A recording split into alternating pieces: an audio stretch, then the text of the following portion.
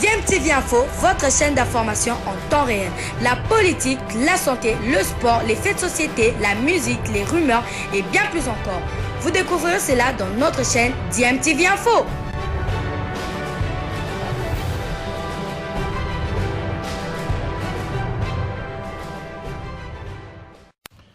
Vous êtes sur DMTV, bonjour ou bonsoir, tout dépend de l'heure à laquelle vous nous suivez. Tout plaisir est pour nous de vous retrouver, mais surtout de savoir que vous êtes nombreux en train de suivre votre chaîne YouTube DMTV. DMTV qui vous propose l'actualité, mais vous propose également des analyses et des réflexions sur des sujets d'actualité, sur des faits sociaux ou tout simplement des réalités que nous observons ici chez nous en République démocratique du Congo concernant des Congolais. Alors nous voulons vous proposer ce petit tour d'horizon auquel nous vous avons habitués depuis un moment, histoire de vous donner des informations que nous avons pu récolter pour vous concernant des athlètes congolais, des footballeurs surtout, qui se sont illustrés au cours des rencontres dans leurs championnats respectifs. Et nous commençons ce petit tour d'horizon par la Turquie où nous avons eu une très grosse panique, une grosse frayeur de notre vie parce que ça concernait un international congolais. On a tout de suite pensé à l'Euro avec le Danois Eriksen qui s'était effondré et la panique en tout cas envahi tout le stade. C'était sur le terrain en Turquie. L'ancien Anderlechtois Fabrice Ntsakala s'est effondré aux alentours de la 70e minute lors de cette rencontre qui opposait son équipe Beşiktaş à l'équipe de Gazisehir Gaziantep pour le compte du championnat turc. Et Fabrice Ntsakala va s'effondrer. C'était en tout cas pour la deuxième journée du championnat turc de première division. Vous savez que Beşiktaş a terminé en première position la saison dernière, donc champion de Turquie. Et lors de cette rencontre, Fabrice Ntsakala s'effondre aux alentours de la 70e minute. Il sera d'ailleurs remplacé quelques minutes plus tard. Grosse inquiétude donc dans ce championnat turc ce samedi soir. Fabrice Ntsakala, ancien joueur du Sporting d'Anderlecht, s'est effondré sur la pelouse lors de la rencontre entre Gazisehir et le Beşiktaş, rapidement, heureusement, pris en charge par les équipes médicales. Le franco-congolais, international congolais en tout cas, puisque sa nationalité sportive est celle de la République démocratique du Congo, a été transporté en ambulance rapidement à l'hôpital. Et très vite, son club, le Beşiktaş, a donné de ces nouvelles, des nouvelles rassurantes par ailleurs, qui confirmé sur les réseaux sociaux grâce à une photo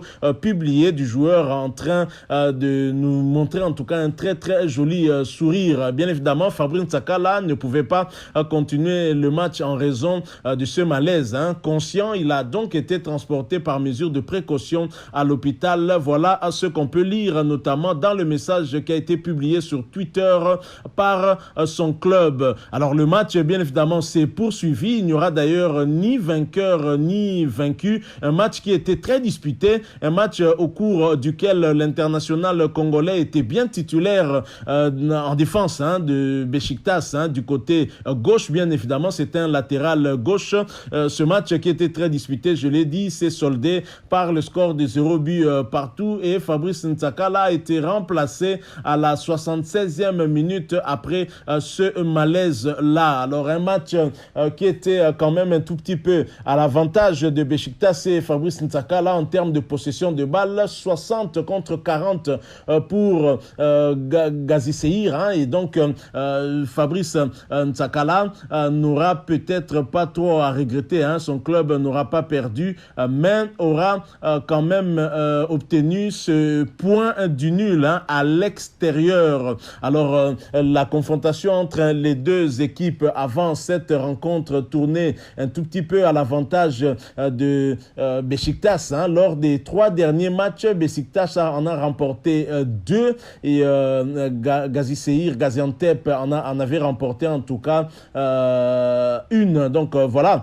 ce match nul vient en tout cas peut-être montrer que les deux équipes sont à peu près au même niveau parce que le match était déjà 0 but partout même lorsque Fabrice Ntsakala a sorti. Alors le prochain rendez-vous pour Fabrice Ntsakala et son club, ce sera dans le championnat turc, bien évidemment. Le prochain rendez-vous pour Fabrice Ntsakala, c'est le 29 août prochain avec la réception de Fatih Karagumruk. Et bien évidemment, on espère que l'international congolais va très vite reprendre sa santé. On espère que c'était que plus de peur que de mal, parce que la RDC l'attend aussi, mais je pense qu'on va lui faire peut-être des examens approfondis pour savoir un peu si ce qui lui est arrivé était dû à quoi. En tout cas, on ne va pas être pressé. S'il faut qu'Hector Raoul Cooper prenne des dispositions pour le remplacer, par exemple par Luzolo Sita, Ernest, ancien de l'ASV Club et actuel joueur du tout-puissant Mazembe, ce ne serait pas en tout cas mal, autant privilégier la prudence par rapport à, même si on a besoin de ce joueur, c'est vrai, c'est le titulaire en équipe nationale, on doit quand même privilégier son état de santé. Donc voilà, grosse frayeur, je l'ai dit, on a vraiment eu très peur. Fabrice Ntsakala, finalement, avec ce sourire-là, nous rassure un tout petit peu.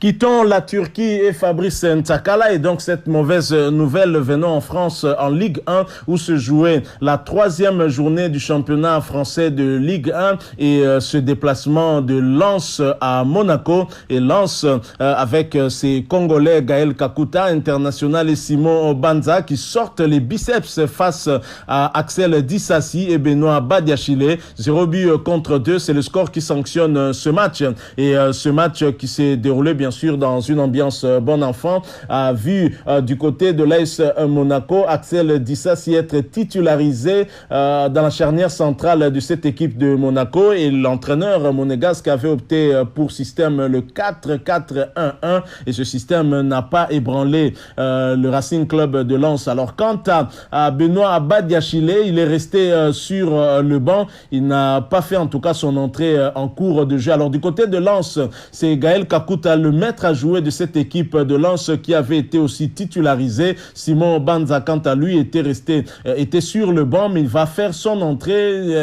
coaching payant, puisque Simon Banza va inscrire le 2e but du Racing Club de Lens, alors que le club était aussi en infériorité numérique. Un match qui est plutôt équilibré en première période entre deux équipes dont Racing Club de Lens, depuis la saison dernière, n'a pas été battu par l'AS Monaco. Lors de la saison dernière, en match du championnat de Ligue 1, la réception de Monaco, c'est la réception du Racing Club de Lens par Monaco le 16 décembre 2020. Belle victoire de Gaël Kakuta, 0 but contre 3 avant de le recevoir le 23 mai 2021 et de faire match nul 0 but partout. Cette fois-ci, Lens récidive avec cette victoire également à l'extérieur, 0 but contre 2 hier 21 août 2021. Alors le match est équilibré en première période et même si sur le plan des statistiques, on peut noter aussi que Monaco était très largement supérieur en termes de possession de balle, a monopolisé le ballon avec 71% contre 29% pour le Racing Club de Lens. La première mi-temps, Racing Club de Lens tient quand même le coup et se solde par 0 but partout. Dès l'entame de la deuxième mi-temps, Racing Club de Lens profite un peu de ses contre-attaques et inscrit l'ouverture du score à la 51e minute et le match s'équilibre un peu. Quelques minutes plus tard, Racing Club de Lens est réduit à 10 à cause d'une faute de Tchèque Doucouré qui est sanctionnée par un carton rouge. Malgré cette infériorité numérique, l'équipe de Monaco ne va pas en profiter. Au contraire, ce sont les visiteurs qui vont corser l'addition. Mais bien avant cela, Gaël Kakuta va céder sa place à la 75e minute et à la même minute, Simon Banza fait aussi son entrée en jeu, c'est-à-dire l'entraîneur lensois a fait 2 changements coup sur coup à la 75e minute et coaching payant puisque Simon Banza va inscrire le 2e but dans les temps additionnels à 90 plus 4 pour le 0 but contre 2. L'AS Monaco, méconnaissable, n'aura pas tenu le coup cette année non plus face à Racing Club de Lens.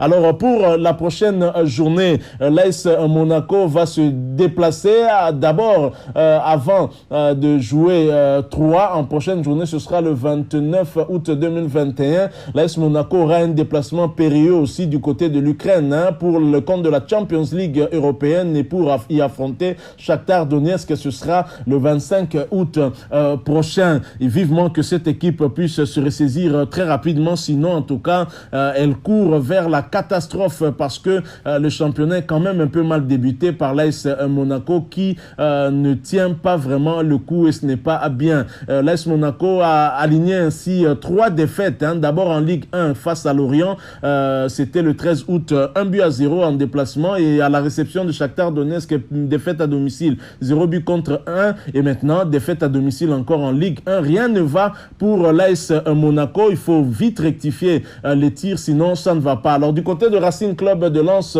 première victoire en Ligue 1 après les 2 matchs nuls contre le Stade Rennais, c'était le 8 août 2021 à l'ouverture de la Ligue 1 cette saison, et pour la deuxième journée, 2 buts partout avec la réception de Saint-Étienne avant cette victoire, bien évidemment, 2-0 but contre 2. Donc Racing Club de Lens qui compte désormais 5 points et se positionne très bien dans ce classement de Ligue 1 en étant 4e après 3 journées, une victoire, 2 nuls, 5 points. Donc alors que l'AS Monaco après 3 journées se positionne à la 17e position, 0 victoire, 1 match nul, 2 défaites, ça fait donc un seul petit point. Alors le Racing Club de Lens pour sa prochaine journée va recevoir Lorient, ce sera le 29 août prochain.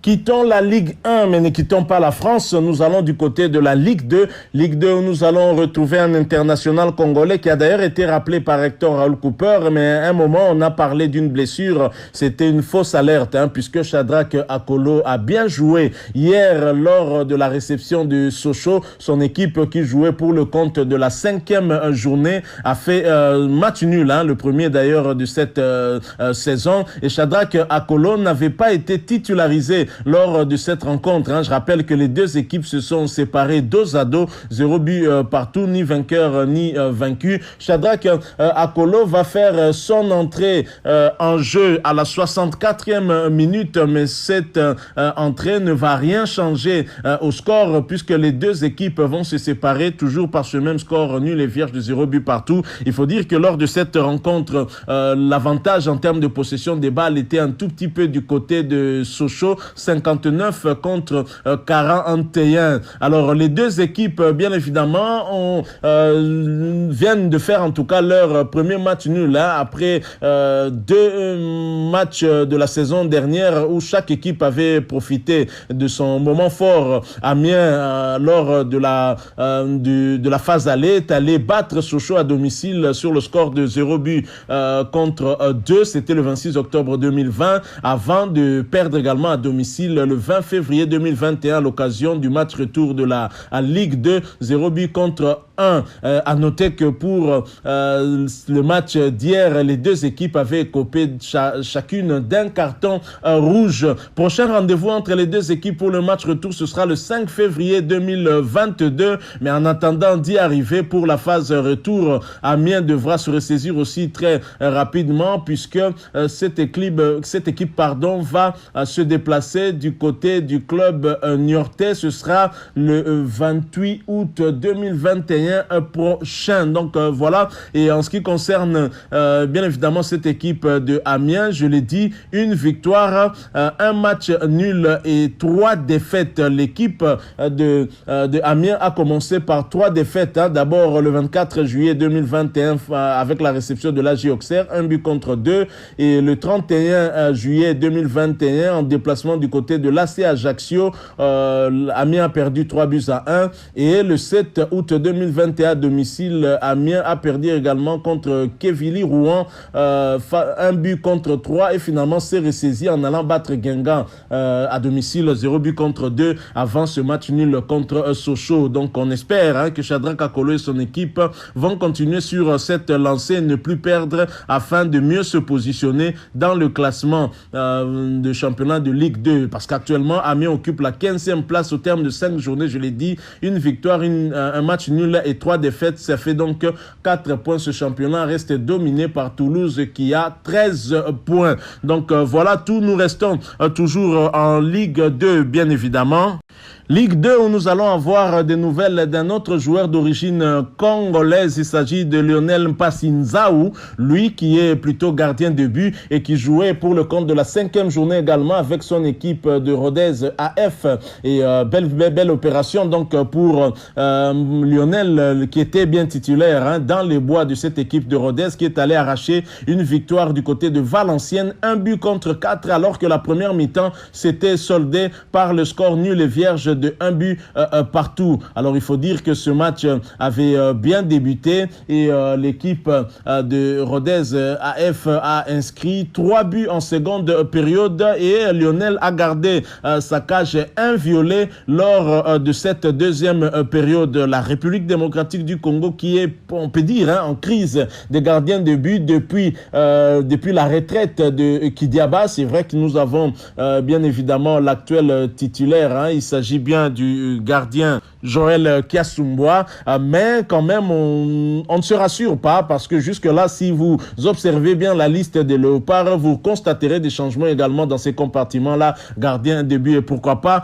jeter un coup d'œil du côté de Lionel Mpassi-Nzahou qui a fait une très très belle rencontre hier en ne concédant qu'un seul but alors que son équipe a gagné par 1-4. Et son équipe se positionne aussi bien à la 8e position en termes de 5 journées, 2 victoires, 2 nuls et 1 défaite.